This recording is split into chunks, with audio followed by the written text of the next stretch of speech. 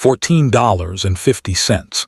That was the exact cost of the antibiotics Danielle Carter's daughter needed, and it was every cent she had left. Standing in her freezing kitchen in a mustard hoodie and a stained apron, Danielle stared at the final eviction notice taped to her door. The consortium wanted her block, and they were using the record-breaking ice storm as their silent partner to freeze her out. Then the storm brought something far more dangerous than the cold. 12 black SUVs skidded through the slush like predators. A tall man with a visible neck tattoo and a gold watch that cost more than Danielle's house stepped into the light. Behind him, a dozen armed men stood like statues in the snow. He didn't ask, he commanded. "The mountain passes are closed. We stay here tonight." Danielle had $14.50, a sick child upstairs, and a refusal to be intimidated that was about to change the fate of the city. What she didn't know. The most ruthless Korean mafia boss on the continent was about to find his only weakness in a woman who had nothing left to lose. Danielle didn't move from the threshold. The wind howled into the small hallway, but she stood her ground against the man in the tailored black suit. Kang Min-yi stepped inside, snow resting on his broad shoulders, his intense gaze sweeping over the peeling wallpaper and the single space heater with the cold precision of a general. One by one, the 12 men followed. They moved with a terrifying, silent efficiency. No words were exchanged as they fanned out, checking the perimeter of the small house, securing the back door, and setting up encrypted satellite links on her kitchen table. In less than 5 minutes, her humble home had been transformed into a high-stakes command center. Min-yi turned back to her, his gold watch glinting under the flickering overhead light. "You have a child upstairs," he said, his voice a low, dangerous vibration. "She is ill. My doctor will see to her. In exchange, we take this house for the night." Danielle looked at the tattoo on his neck, then at the storm outside. "You fix the heater first," she replied, her voice steady despite the chaos.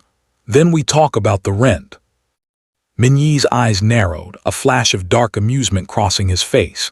He signaled to one of his men, "Fix it." And just like that, the blockmaid's house was no longer a target for the neighborhood vultures. It was a fortress, occupied by a man who destroyed empires for a living, but who was about to realize that Danielle Carter was the one person he couldn't buy, break, or leave behind. The slush beneath Danielle's boots was the color of a bruised city, a gray slurry that soaked through her worn soles. She stood at the threshold of the dilapidated apartment building, her breath blooming in the frigid Bronx air like small, disappearing ghosts.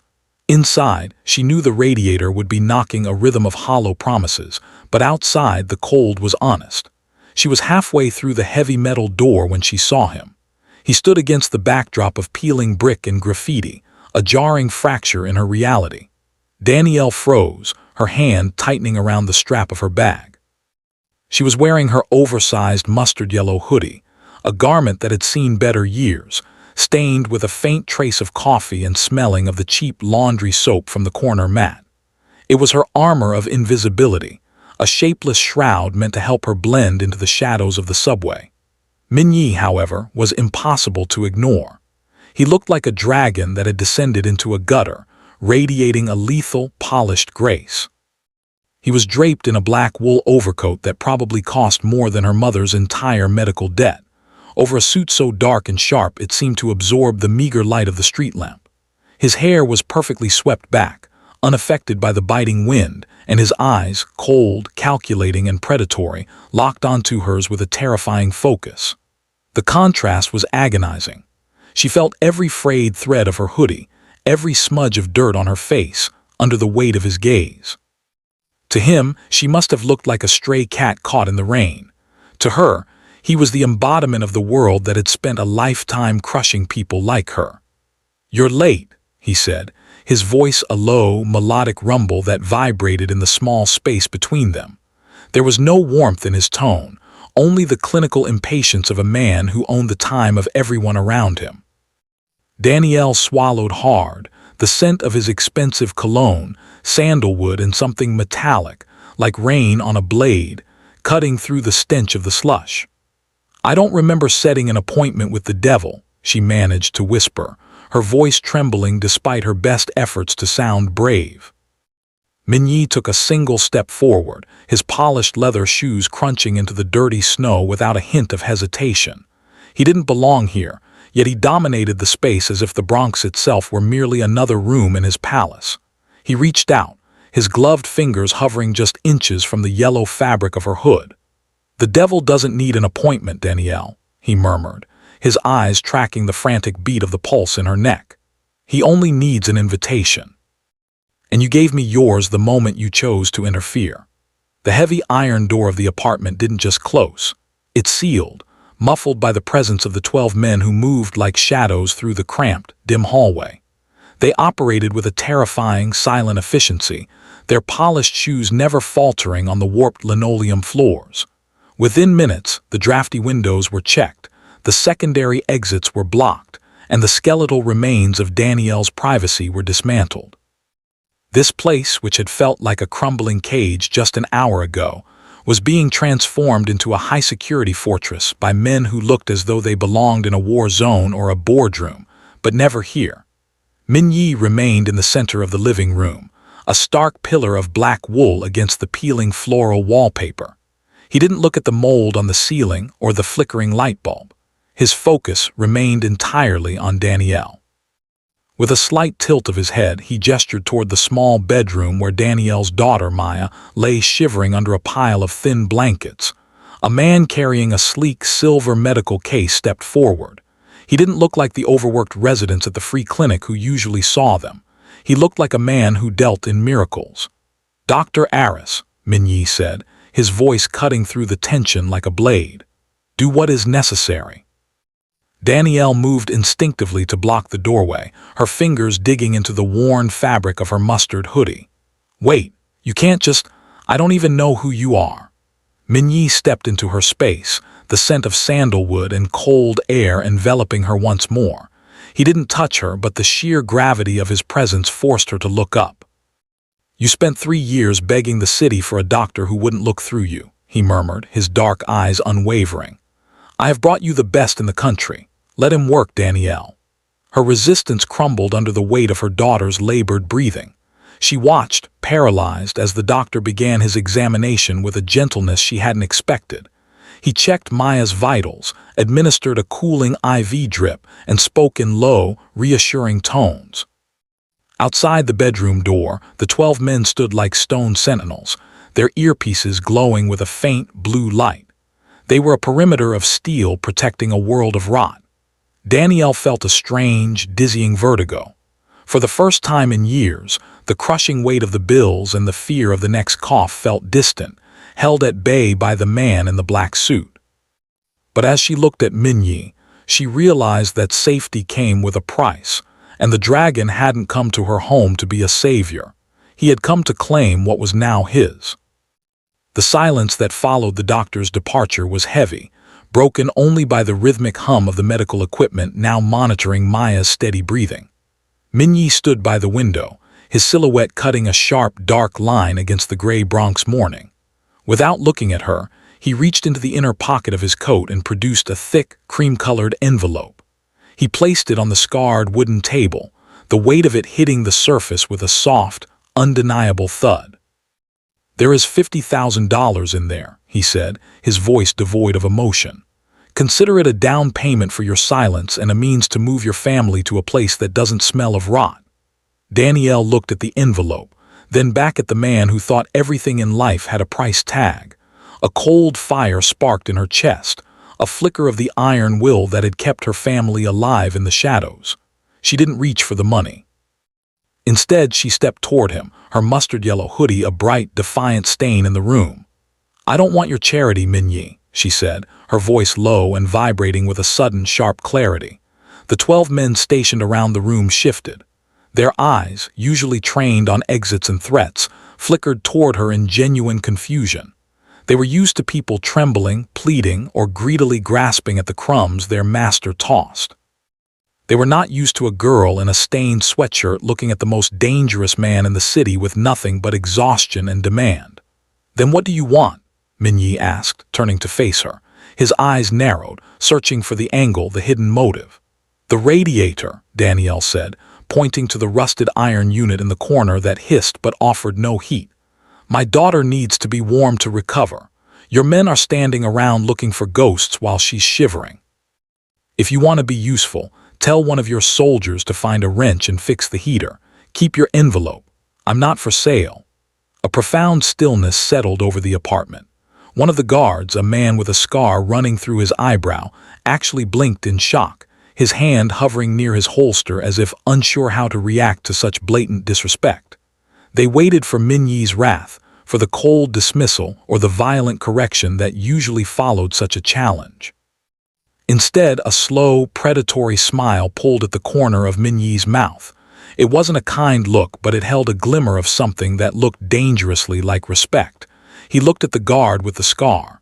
"You heard her, Jace," Minyi murmured, his gaze never leaving Danielle's.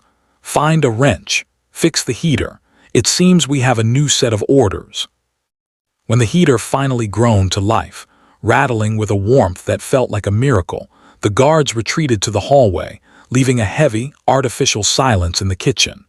Danielle waited until the soft click of the bedroom door signaled that Maya had finally drifted into a deep, medicated sleep. Only then did she reach for her cracked smartphone, her fingers trembling as she swiped past the notifications of overdue bills.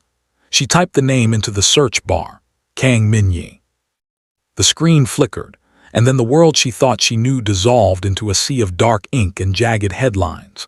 The images that loaded were a far cry from the man currently leaning against her kitchen counter. In one, he was walking out of a Seoul courthouse, flanked by a phalanx of lawyers and men in black, his expression as unreadable as a stone mask. The caption read, "The Dragon of Seoul acquitted. Prosecution's key witness disappears." She scrolled frantically, her heart hammering against her ribs. Article after article painted a portrait of a man who moved through the world like a natural disaster.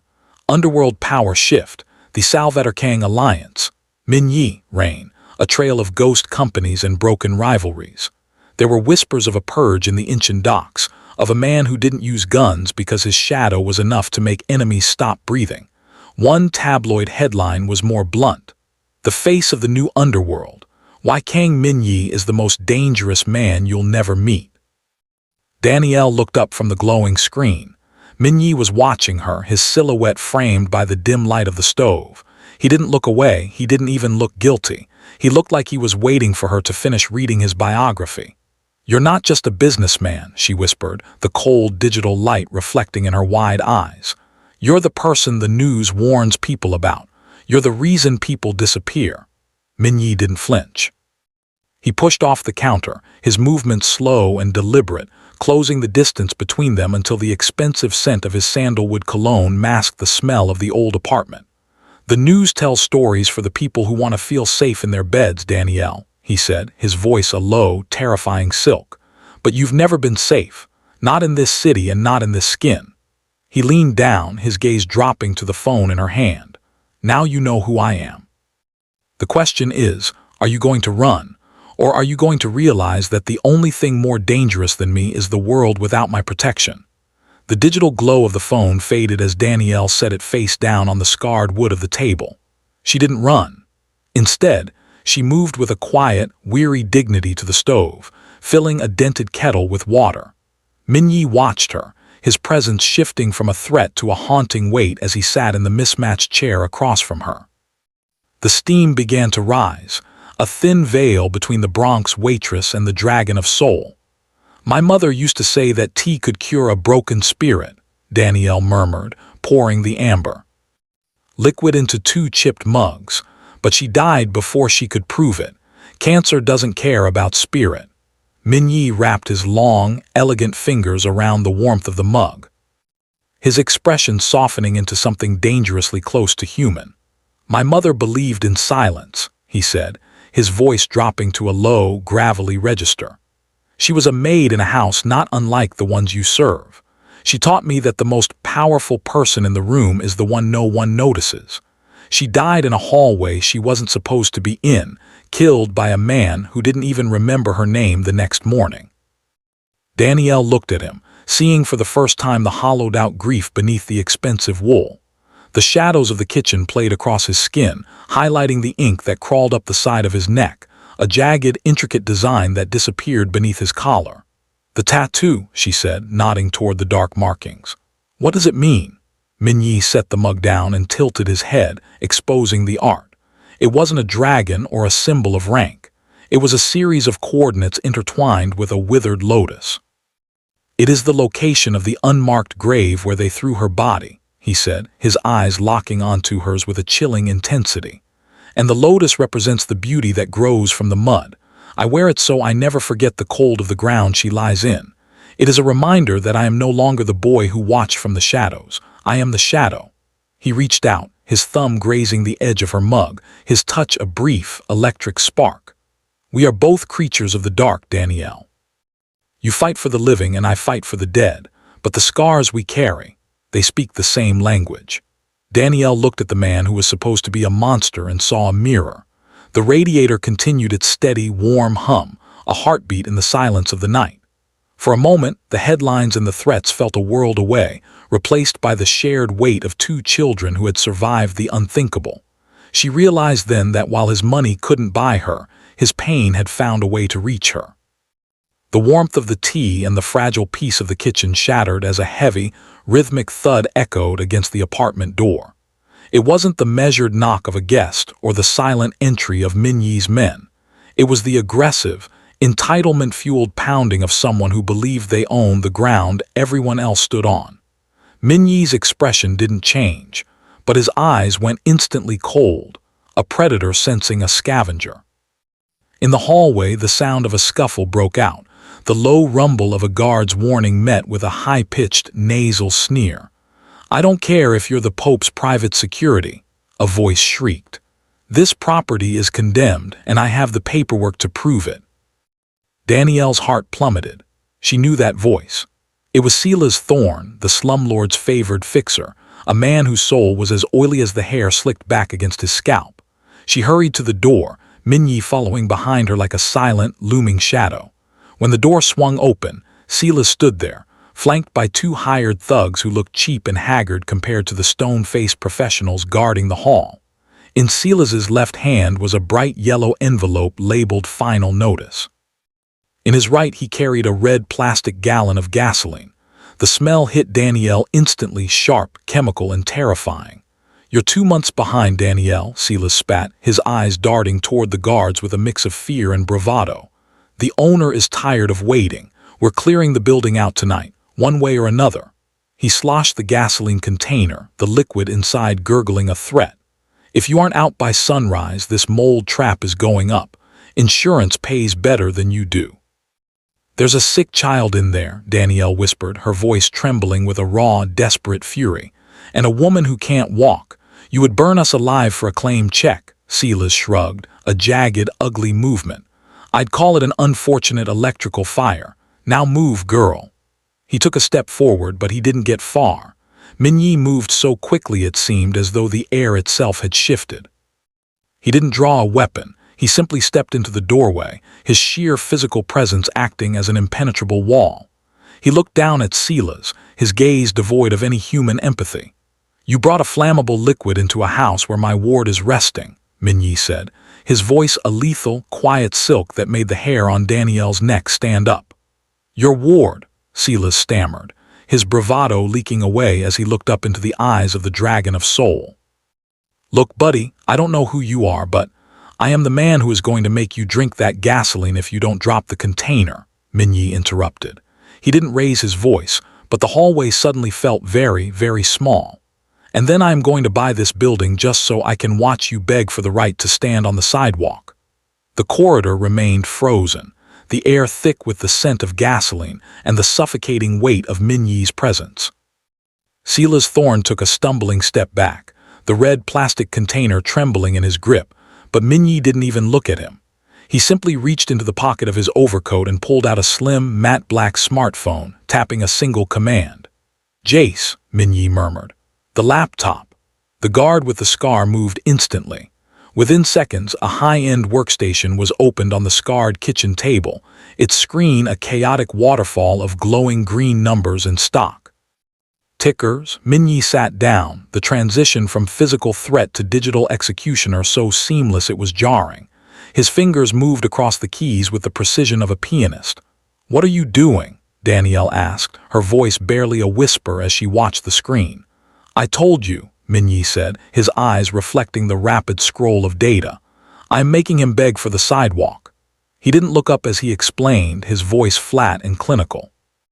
While Silas had been pounding on the door, Minyi, analysts in Seoul and New York, had already been dissecting the shell companies Thorne used to hide his assets. "Your Mr. Thorne is leveraged to his neck," Minyi continued. "He uses the insurance from these accidental fires to pay off high-interest loans. It's a fragile glass house, Danielle, and I just threw a stone." On the screen, a graph representing Thorne Holdings began a sickening vertical descent. Minyi had spent the last hour aggressively shorting the company's stock while simultaneously buying up the underlying debt of the neighborhood's land. He wasn't just stopping an eviction, he was erasing the evictor. A notification pinged, a confirmation of a wire transfer. Minyi finally turned the laptop toward the doorway, where Silas stood paralyzed. "As of 30 seconds ago, the bank has called in your loans," Minyi said. "And as of 20 seconds ago, my holding company purchased the deed to this building, the 3 adjacent lots, and the mortgage on your own home in Westchester." Silas's face went a sickly shade of gray. The gasoline container slipping from his numb fingers and hitting the floor with a hollow thud. "You're trespassing on my property now, Silas," Minyi said, his voice dropping to that lethal, quiet silk. "Jace, show the former owner out, and ensure he leaves the gasoline. He's going to need it to keep himself warm under the bridge tonight." Danielle watched as the guards dragged a blubbering Silas away. She looked at the man in the black suit, realizing that while he had saved her home, he had done so by devouring an entire world in a single night. The dragon hadn't just protected the nest, he had bought the mountain. The scent of gasoline still hung in the hallway like a lingering curse, a jagged reminder of the malice Silas Thorne had intended to unleash. Inside the apartment, the radiator's new warmth fought against the chemical chill, but the peace was short-lived. A sudden, muffled shout from the street was followed by the unmistakable thump of a glass bottle shattering against the brick exterior. "He's back," Danielle whispered, her heart seizing. She lunged toward the bedroom where Maya slept, but Minyi's arm intercepted her, firm and unyielding as a steel bar. "Stay," he commanded. It wasn't a suggestion, it was an anchor. Outside, the orange flicker of a Molotov cocktail licked at the window frame, a desperate dying act of vengeance from a man who had lost everything in an hour. But the chaos Danielle expected, the screaming, the billowing smoke, the panic never came. Instead, there was the rhythmic, clinical precision of professional intervention. Through the glass, she saw the dark silhouettes of Minyi, men moving with ghostly fluidity. They didn't shout. They didn't scramble. One operative deployed a specialized suppressant that swallowed the flames in a hiss of white vapor before they could even scar the wood. Another moved with the silent speed of a predator, neutralizing the shadow in the alley with a single, efficient strike. In the center of the living room, Minyi didn't even look toward the window. His back was to the fire, his eyes fixed on the cracked bedroom door. When a small, whimpering cry drifted from the room, Maya, waking in fear of the shadows dancing on the wall, the dragon of soul, did something Danielle never could have imagined. He moved toward the child's room. Danielle followed, breathless, only to stop at the threshold.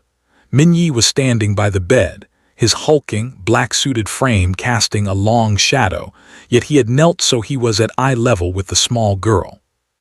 He didn't touch her. He knew his hands were built for different things, but he held his phone so she could see the screen.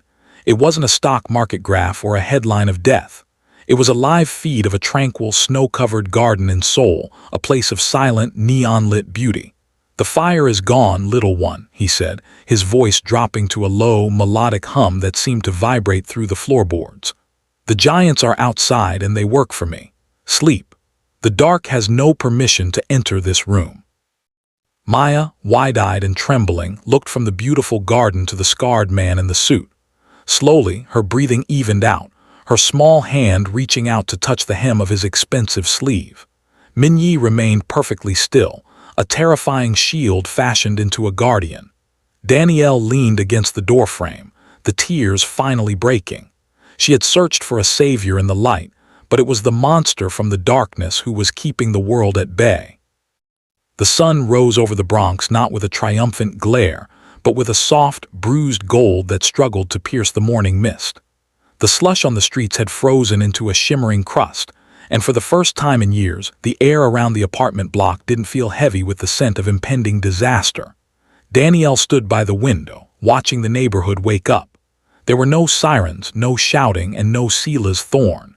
Instead, there was a strange, pervasive stillness. On the corner, two of Minyi's men stood in their dark overcoats, their presence as subtle and immovable as the brick buildings themselves. They weren't harassing the locals or collecting debts. They were simply there, an unspoken boundary that the rest of the world's cruelty would not be permitted to cross. Inside, the kitchen was warm. The radiator hummed a steady mechanical lullaby, and Maya was still asleep, her fever broken and her breathing deep. Minyi stood by the door, his laptop closed and his black coat buttoned to the chin. He looked as he had when he first arrived, sharp, lethal, and entirely out of place, yet the space between him and Danielle had shifted. The mustard-yellow hoodie she still wore no longer felt like a shroud of invisibility. It felt like a banner of survival. "The deed is being processed," Minyi said, his voice regaining that cool, professional distance, though his eyes lingered on the doorway to Maya's room. "This building and the three surrounding it are now under the management of my firm. No one will come for the rent. No one will come with gasoline." Danielle walked toward him, stopping just outside the circle of his sandalwood scent. "Why?" She asked the question she had been holding back all night. "You could have just paid for my silence. You didn't have to save a whole block." Minyi reached out, his gloved hand hovering near the frame of the door. He didn't look at her, but his jaw tightened. "Because the world thinks people like us are easy to erase, Danielle. They think they can burn the mud and forget the lotus." He finally turned his gaze to hers, the dark depths of his eyes reflecting a lifetime of cold winters.